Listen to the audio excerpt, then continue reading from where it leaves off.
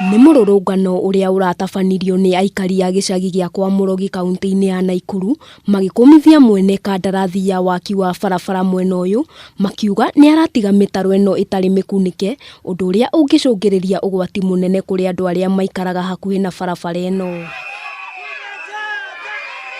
Amwe a aikari makiuga maraikara na hahũ kuona no hĩndĩ o yothe mũtino ũhanĩke, makiuga ti rita rĩmwe ciana ciao cianagwa mĩtaro-inĩ ĩno na kũgurara ũru ona angĩ ao kunĩkĩra ho. Hii mtaro ndio inaokota maji yote ya kutoka Ranet huko hivi juu Kiondo, inatoa maji ya kutoka Dondori, yote inaelekeza maji kwa Rake.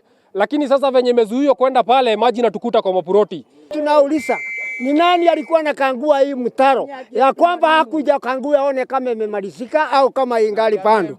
Kwa hivyo tunalani hiyo jambo na tunasema sisi tufunguliwe maji iteremke. Sasa mkienda pale mtakuta maji yamejaa. Kwa hivyo sasa ikijaa itaenda wapi? Wakati kunanyesha mvua inakuwa kubwa, watoto watakuwa wakifanya nini? Ama ni wazazi wataambiwa wae wakikuja kuchukua watoto kutoka shule, ama wazazi watafanya nini? Oho nĩ maugĩte nĩ makoretwo magĩtwara mateta mao kũrĩ thirikari hamwe na rũhonge rwa waki wa barabara kwa ihinda iraya, no gũtirĩ makinya makinyũkagĩrio mwene kandarathi ũyũ, makiuga thirikari ndĩkoretwo ĩkĩmathikĩrĩria. Hii mtaro sasa ni kifo tunaona hapa, na ukiangalia pale hivi juu ilikuwa afunike mtaro, amefunika manusu. Aikari aya rĩu marakaĩra thirikari ya kaunti ya Naikuru kũingĩrĩra na kũmateithĩrĩria kuona ũyũ nĩ ũgwati ũmakũrĩire maitho na makĩria hĩndĩ ĩrĩa mbura yaura.